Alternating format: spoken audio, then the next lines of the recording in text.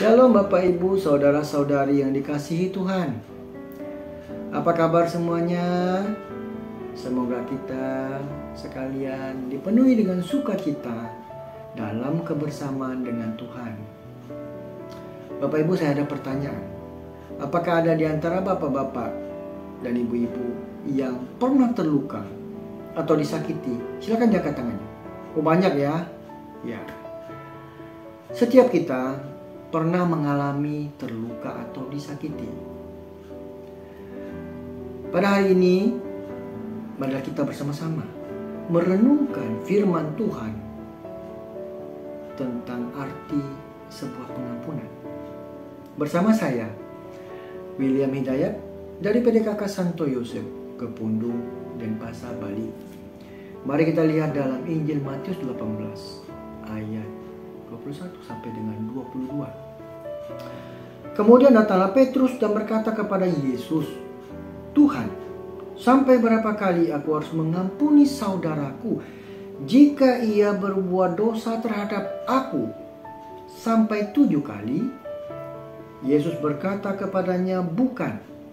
Aku berkata kepadamu, bukan sampai 7 kali, melainkan sampai 70 kali 7 kali."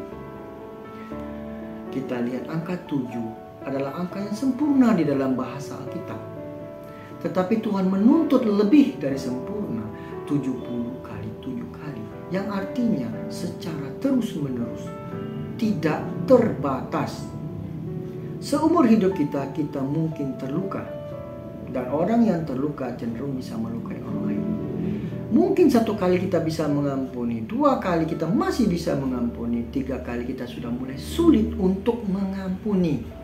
Tetapi firman Tuhan mengatakan bahwa kamu harus tetap mengampuni secara terus-menerus.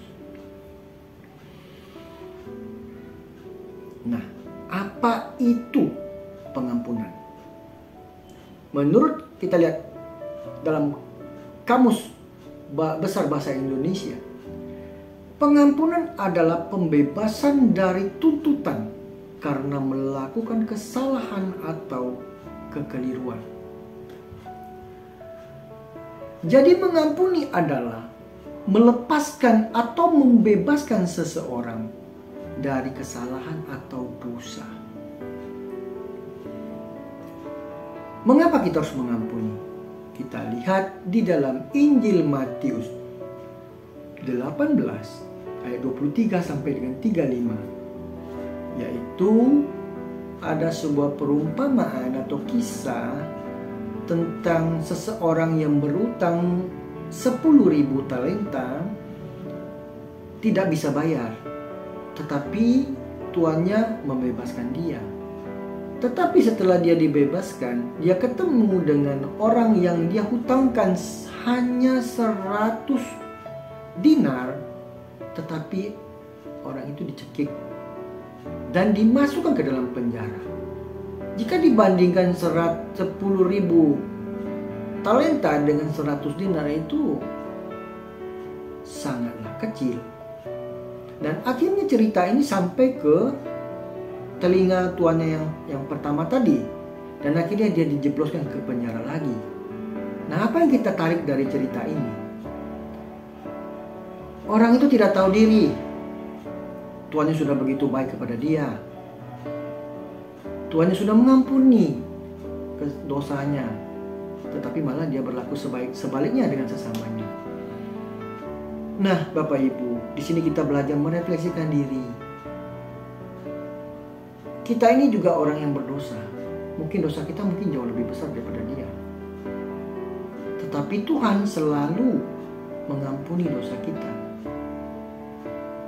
Kenapa kita sulit mengampuni orang lain? Bagaimanakah caranya kita mengampuni? Kita lihat di dalam Efesus 2 ayat 8 yang berbunyi, "Sebab karena kasih karunia kamu diselamatkan oleh iman. Itu bukan hasil usahamu, tetapi pemberian Allah." Pertama-tama kita harus menyadari bahwa kita itu adalah orang berdosa. Kemudian kita berdoa kepada Tuhan, meminta rahmat atau kasih karunia dari Allah agar kita mampu untuk mengampuni. Karena sebagai manusia kita tidak akan mampu mengampuni. Namun karena kasih karunia atau rahmat Allah itulah memampukan kita untuk bisa mengampuni sesama. Bukan hasil usaha atau kebaikan dari diri kita sendiri. Setiap saat kita harus belajar mengampuni sesama kita secara terus-menerus dan tidak terbatas, yang bahkan sampai seumur hidup. Kedengaran memang berat, tapi semua itu adalah pilihan. Bapak Ibu mau pilih menderita karena menyimpan dendam, atau melepaskan dendam sehingga mendapatkan sukacita dan damai. Bapak Ibu, saya punya satu kesaksian tentang pengampunan.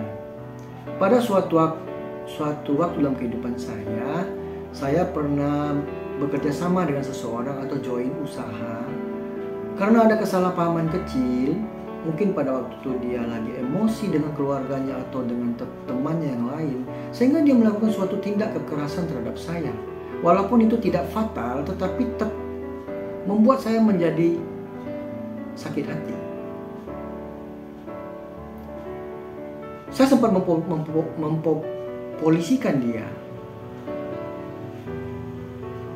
Banyak teman-teman, saudara-saudara saya yang mendukung saya, berikan dia pelajaran. Tetapi apa yang saya dapat? Hari-hari saya tidak merasa nyaman. Kehidupan saya sangat terganggu dengan amarah, dengan perasaan kesal, dan akhirnya saya bilang ini sudah tidak benar. Akhirnya saya berdoa kepada Tuhan. Saya minta apa yang terbaik dalam hal ini. Lalu saya terus berdoa, kemudian saya baca Alkitab. Mata saya tertuju pada suatu ayat, yaitu Efesus 2 ayat 8. Saya ulang kembali. Sebab karena kasih karunia kamu diselamatkan oleh iman. Itu bukan hasil usahamu, tetapi pemberian Allah. Nah, saya berulang kali membaca ayat itu sambil terus berdoa. Saya bilang, Tuhan, saya tidak mampu memaafkan.